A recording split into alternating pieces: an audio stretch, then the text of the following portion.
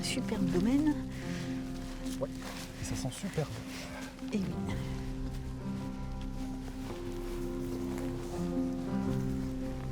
C'est plutôt sympa de se retrouver là. Oui, dans un cadre qui est absolument magnifique. Alors, vous venez d'où? Vous êtes... Alors moi je viens de Paris. Que fais-tu dans la vie? Moi je suis juriste de formation et j'exerce des fonctions qui sont en lien effectivement avec cette formation de juriste, plutôt orientée sur le droit public. Et toi? Alors moi je travaille pour l'Alliance biblique française que je dirige et si je fais ce métier-là, c'est effectivement par passion, mais j'ai pas toujours fait cela. J'ai fait de la fusion-acquisition avant et c'est mon histoire de vie qui m'a amené là-dedans. Je suis pasteur de l'Église protestante unie, mais actuellement je travaille à la Fédération protestante de France au service des relations avec les églises chrétiennes. Ça couvre tous les liens avec les différentes confessions chrétiennes, catholiques, orthodoxes, anglicanes et l'ensemble des églises protestantes. C'est un poste où il s'agit de faire du lien. Et j'imagine que toi aussi, ça doit être un travail aussi de rencontre, de lien, Ouais. et puis de découverte aussi de domaines très différents, non? Tout à fait.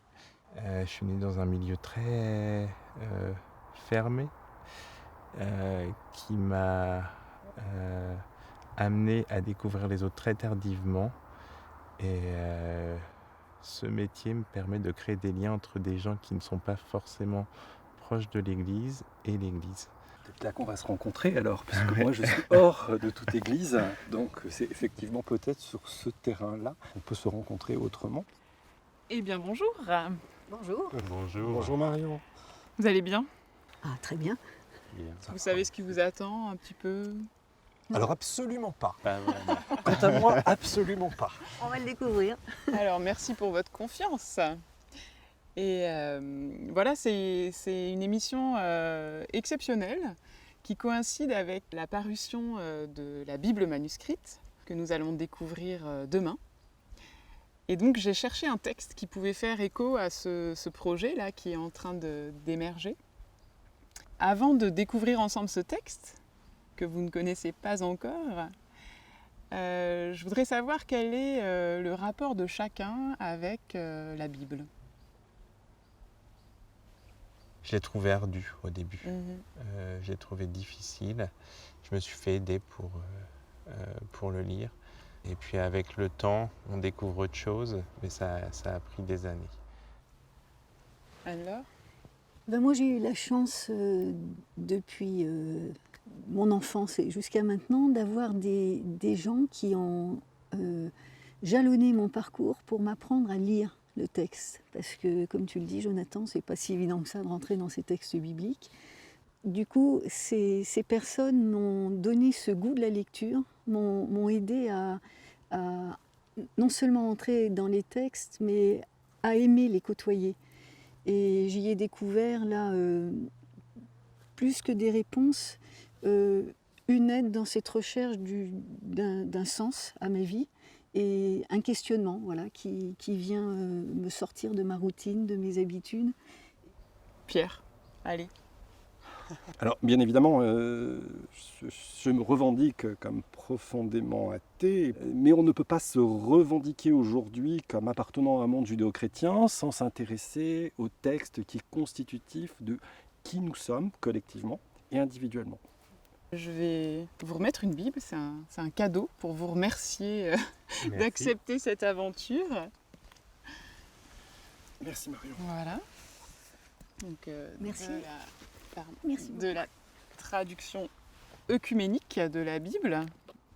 Donc pour cette émission exceptionnelle, moi j'ai aussi choisi un texte exceptionnel, en tout cas unique dans les évangiles, puisque c'est le seul prologue d'un évangile qui annonce l'intention de son auteur.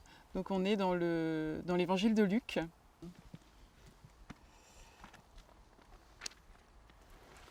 « 1685 ». Le chapitre 1, verset 1. Puisque beaucoup ont entrepris de composer un récit des événements accomplis parmi nous, d'après ce que nous ont transmis ceux qui furent dès le début témoins oculaires et qui sont devenus serviteurs de la parole. Il m'a paru bon, à moi aussi, après m'être soigneusement informé de tout à partir des origines, d'en écrire pour toi un récit ordonné, très honorable Théophile, afin que tu puisses constater la solidité des enseignements que tu as reçus. Quel est votre premier sentiment comme ça par rapport à ce très court texte? Ma surprise de ce choix, mon étonnement. Ouais. Et puis une chance. Une chance que Luc ait eu l'idée de faire ce travail-là. Je reprendrai le mot chance parce qu'on voit que l'information se perd souvent et rapidement d'avoir laissé une trace, c'est une chance.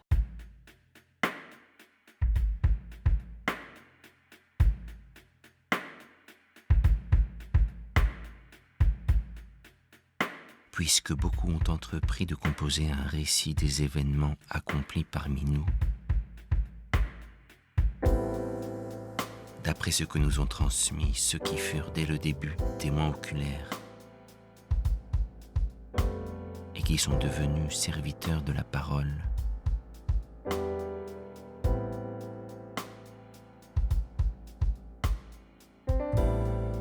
il m'a paru bon, à moi aussi, après m'être soigneusement informé de tout, à partir des origines, d'en écrire pour toi un récit ordonné.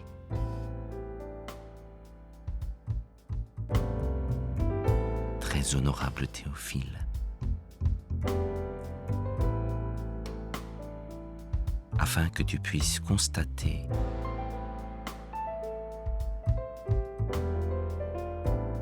la solidité des enseignements que tu as reçus. La solidité des enseignements que tu as reçus. Bon, quelles sont les grandes idées que vous avez envie de partager autour de ce texte? D'abord une surprise, parce que quand on lit ces 4 versets, on a l'impression qu'il n'y a rien. Ouais. Et en fait, quand on creuse, on s'aperçoit que c'est une mine, et comme toutes les introductions, eh bien, il donne en fait tous les éléments de son écriture ensuite. Il nous dévoile son programme. Il dévoile complètement le programme, ces événements particuliers. On va bien comprendre derrière qu'il s'agit de Jésus crucifié et ressuscité, qui est la question. C'est parce que Luc adhère à ce qu'il a entendu lui aussi, qu'il a reçu, qui peut, à son tour, il devient un témoin. Et ce qui est intéressant, c'est que le témoin, c'est celui qui prend en compte cette parole et qui la fait sienne. Et à ce moment-là, et c'est pour ça que je dis, on est tous appelés à être des témoins, des serviteurs de cette parole, c'est-à-dire des témoins de cette parole. Et on a besoin de ce texte parce qu'on ne l'invente pas, justement. Et cette altérité, pour moi, elle est fondamentale. C'est-à-dire, je n'invente pas, ce qui m'est donné, je le reçois. Et alors là, ça devient encore plus compliqué et encore plus intéressant, c'est que, apparemment, ce Théophile, dont on ne sait strictement rien, il a entendu cette parole. Visiblement, il l'a acceptée pour lui-même. Sauf que là, Luc propose de la vérifier aussi. De la vérifier par une autre approche qui est ce récit que Luc en fait. Et ça, je trouve que c'est aussi une démarche qui est essentielle pour moi dans la foi. C'est-à-dire cette parole qui est échangée avec un autre, je vais aussi la vérifier moi-même. C'est-à-dire c'est ma liberté, c'est mon choix. Et du coup, ça devient, ce que je veux dire, mon adhésion et mon engagement.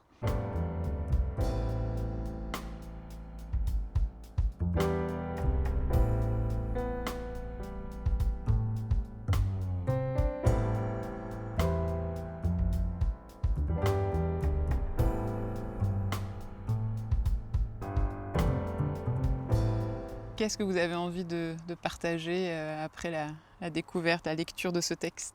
Je m'identifie déjà à Luc.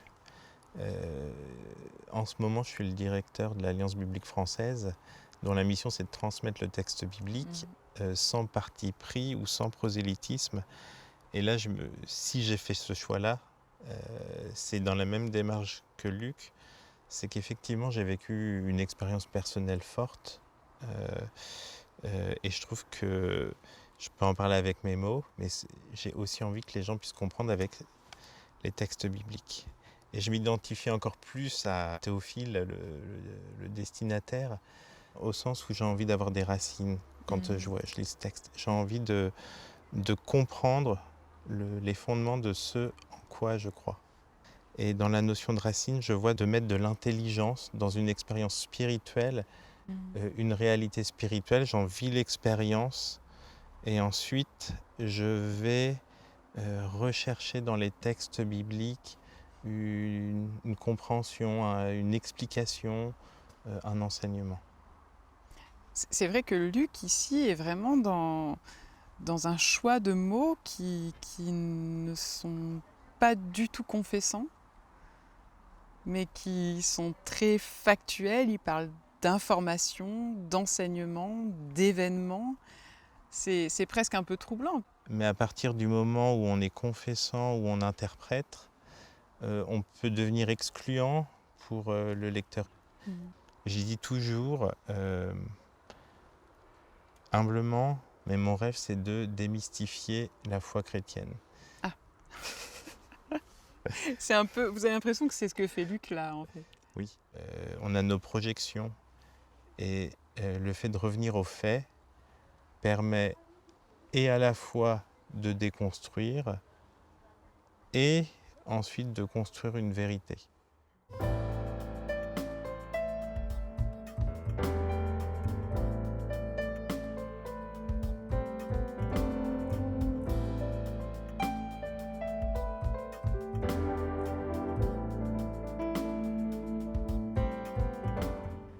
Alors Pierre, en tant qu'athée, quelle lecture vous faites, vous, de ce petit extrait d'évangile?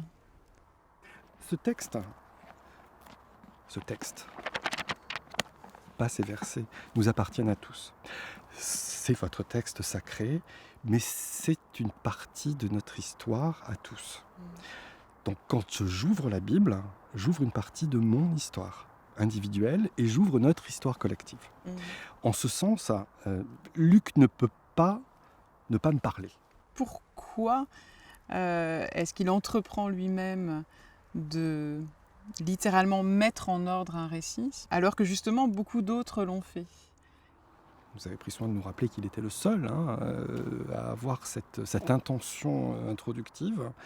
Et du coup, elle marque fortement le propos et l'intention, qui me semble quelque part essentielle dans sa démarche et me dérange. Alors elle me dérange non pas dans son intention, mais dans ce qu'elle nous signifie en fait. Qu'est-ce que ça signifie pour vous? Comment vous le comprenez?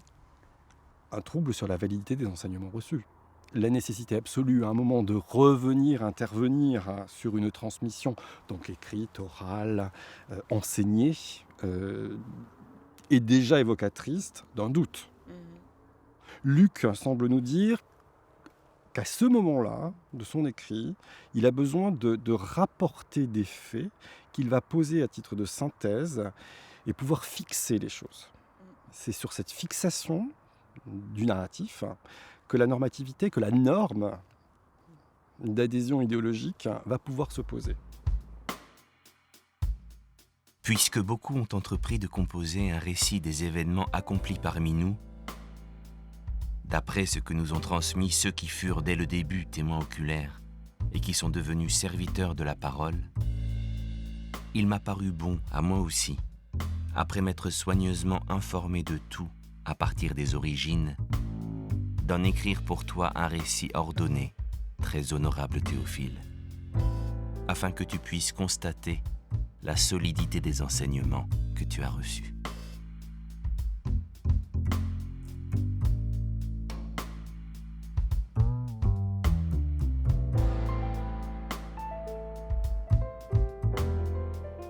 On est à Uzès, là, dans votre atelier de reliure. Merci de nous accueillir toutes les deux, Frédéric et Delphine.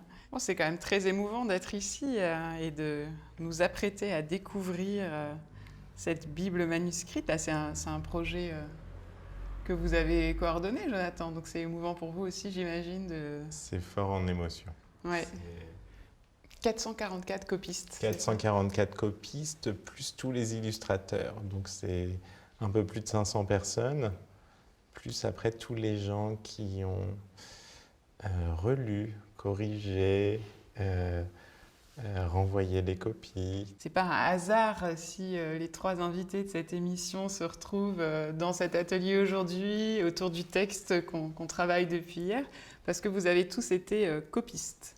Et vous êtes un peu mis dans la peau des premiers qui se sont mis, comme Luc, dont on parle depuis hier, qui ont entrepris ce travail d'écriture. Je ne dirais pas que je me suis mis dans leur peau, je dirais plutôt que leur peau est venue à moi, dans l'effort que représente pour nous aujourd'hui le travail de copiste. Moi, je l'ai vécu comme impactant physiquement. Et vous alors ? Alors je partage complètement ce que Pierre vient de dire, c'est-à-dire oui, il y a eu un effort. Moi j'ai remis aussi plusieurs fois ce travail sur le chantier. Et ce que j'ai retenu aussi, c'est la lenteur de l'écriture. Donc j'avais le temps de mâcher les mots, tout en me trompant, donc je refaisais, mais de mâcher quand même ce que j'écrivais. On a vécu une année qui restera dans l'histoire de l'humanité, et cette Bible, ça a été l'opportunité de revivre, de recréer du lien, du vivre ensemble. Dans un moment de confinement qui était pas facile pour tout le monde, chacun l'a vécu différemment, mais c'était pour moi une communion, justement, tous ces gens qui se sont reliés à travers cette écriture, qui se sont appropriés. C'est un travail qui a relié beaucoup de gens entre eux, et vous reliez encore le lien. On a l'œil de la relieuse avec Delphine, donc côté technique et puis le défi que ça demandait. Puis on a le côté un peu plus historique et un peu plus chrétien que j'ai aussi sur ce projet. Oui. Dans le prologue de Luc, il parle de solidité des enseignements, mais vous pour que cette solidité des enseignements puisse être transmise, il faut que vous fassiez un objet suffisamment solide aussi. Donc il y a... Ouais. Oui, alors il y a évidemment le choix des matériaux, le choix des cartons, le choix des papiers de garde. On est sur du pH neutre, papier permanent.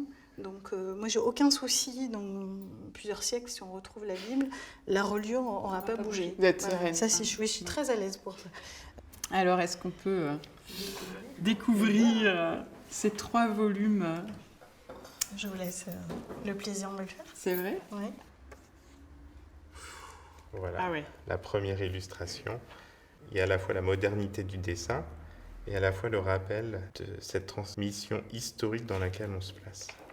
Et on démarre par le premier psaume qui est non seulement illustré, mais en plus, dans ce souci de transmission, on a commencé par l'hébreu, le texte original, et ensuite on a le texte en français. Beaucoup de gens nous ont fait des retours de la rencontre avec le texte, mais aussi la rencontre avec les autres, parce que dans cette exigence, parfois, il y a des équipes qui se sont formées. On a eu la plus jeune copiste à 13 ans, la plus âgée à 95 ans. Il y a légèrement plus de femmes que d'hommes. Il y a toutes les confessions du christianisme catholique, protestant, orthodoxe. Il y a des juifs, des personnes athées, chacun dans une démarche différente. Et alors notre texte à nous, là, le prologue de Luc, il est où notre passage à nous? Arrivons, voilà. Ah oui, donc ça c'est déjà la page de couverture de l'évangile de Luc. C'est ça, et vous remarquerez, il m'a semblé bon d'en écrire pour toi le récit. C'est ça qui a été mis en exergue par le copiste qui a fait cette page de garde. Il n'y avait pas d'indication en dehors du fait d'indiquer quel évangile. Alors là, sur le passage qui est le nôtre, ce qui est mis en relief, c'est « Parole de Dieu et pour toi ». C'est vraiment cette adresse qui est unique dans les évangiles et qu'on trouve dans ce prologue.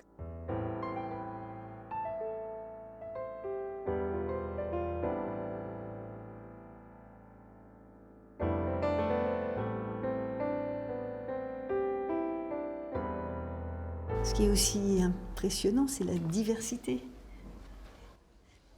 Déjà dans le texte, mais aussi dans la manière de l'écrire et puis de l'illustrer.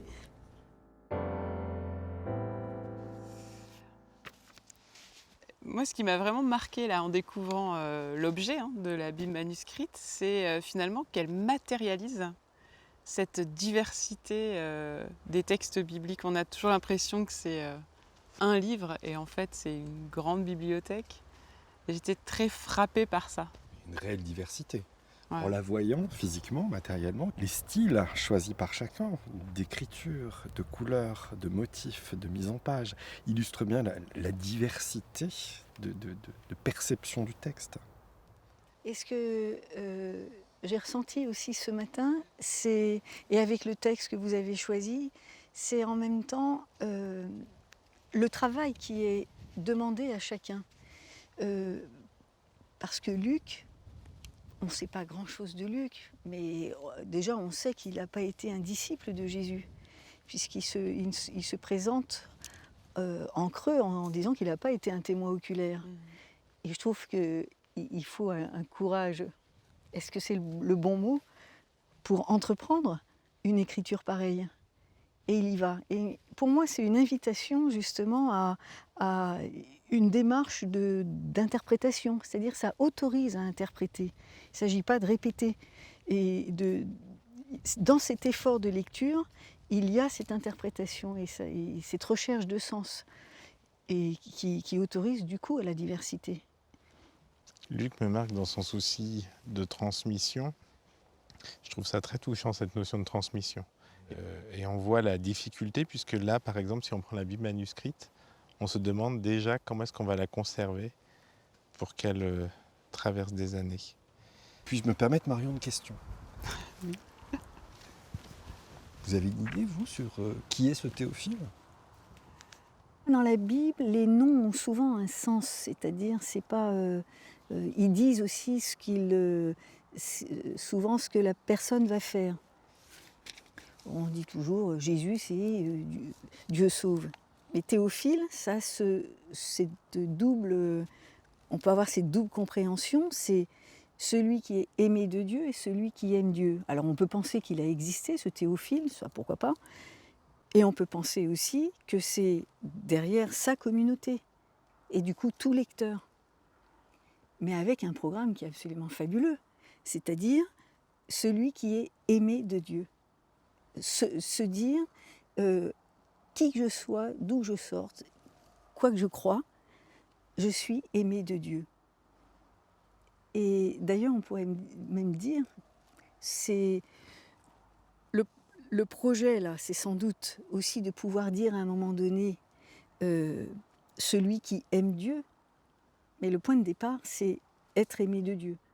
Pour moi, bien évidemment, Théophile, c'est vous, Marion, c'est toi, Jonathan, c'est toi, Anne-Laure, et puis c'est moi. C'est moi, dans le sens, effectivement, je suis peut-être aimé de Dieu, mais je suis Théophile quand je lis. Moi, je me suis identifié à Théophile. Je ne connais pas Théophile, je voudrais pas être historien, mais je me suis identifié. Alors nécessairement, quand on voit cette Bible manuscrite, quand on lit ce prologue de Luc, on est face à cette tension entre parole de Dieu et besoin des hommes pour la transmettre. Comment ça s'articule, ça, alors? Mais la parole de Dieu, on ne la tient pas. On ne peut pas la capter comme ça. C'est pas une chose. C'est ça qui me fait peur avec tous les obscurantismes. C'est-à-dire, ils tiennent. Et ça en fait une chose. Et du coup, on a le pire, là.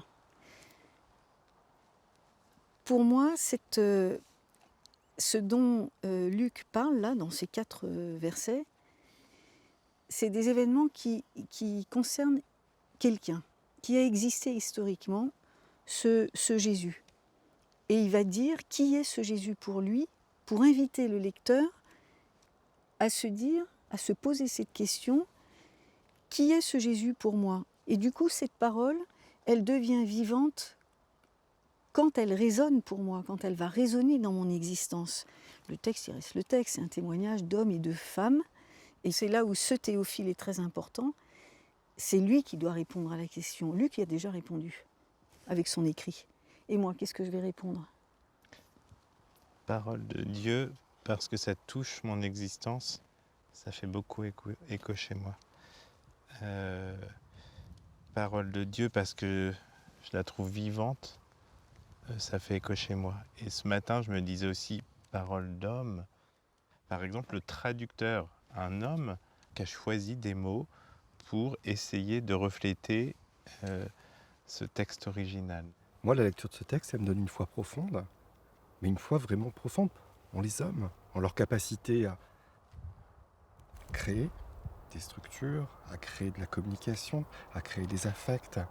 C'est vraiment un texte qui me donne une foi immense en les hommes. Si je m'en réfère à ma propre expérience, ma première foi, elle a été dans les hommes. C'est-à-dire, je les ai crus sur parole, que la parole pouvait changer leur vie.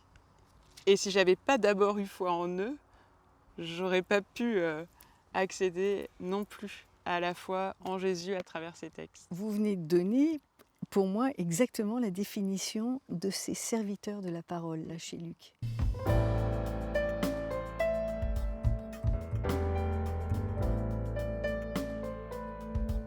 Parfois, c'est plus... Oui, ici, c'était vraiment très bien.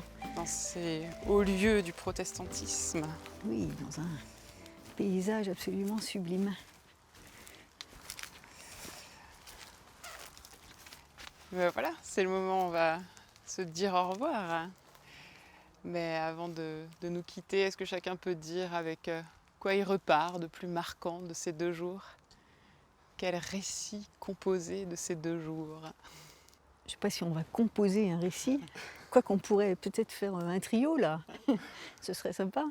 Mais justement, moi c'est cette découverte à plein de niveaux. D'une part, la découverte des uns et des autres, humaine, et puis à travers le texte qui a fait une médiation aussi pour aller un peu plus loin dans cette découverte des uns et des autres. Alors moi je repars enrichie aussi de nouveaux amis, je vais le dire comme ça. Merci Anne-Laure. Messieurs. Comment ne pas rebondir? Moi, j'ai eu un sentiment de polyphonie pour rebondir sur la métaphore musicale, hein, mais d'une très jolie polyphonie. Et d'une bienveillance dans cette polyphonie, hein, sur une écoute des voix des autres, qui est une joie, ou une vraie joie. Une vraie surprise et une vraie joie. Merci Jonathan. Je repars paisible de cette rencontre, grandi des échanges. Je repars joyeux. Ben voilà, peut-être que ces 2 jours étaient le prologue d'autres aventures. Alors, bonne continuation sur vos chemins à chacun. Et merci d'avoir accepté cette rencontre. Et à vous Merci aussi, beaucoup. bonne continuation. Merci, bonne route. Merci.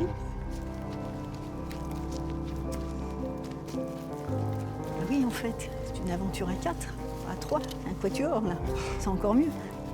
Et moi, je vais vous dire, hein, je suis un peu triste en fait, que ce soit fini. C'est vrai.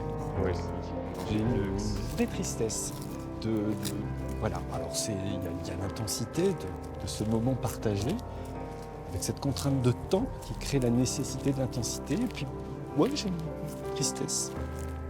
Ce qui est bien, c'est qu'on va pouvoir continuer à se rencontrer si on le veut.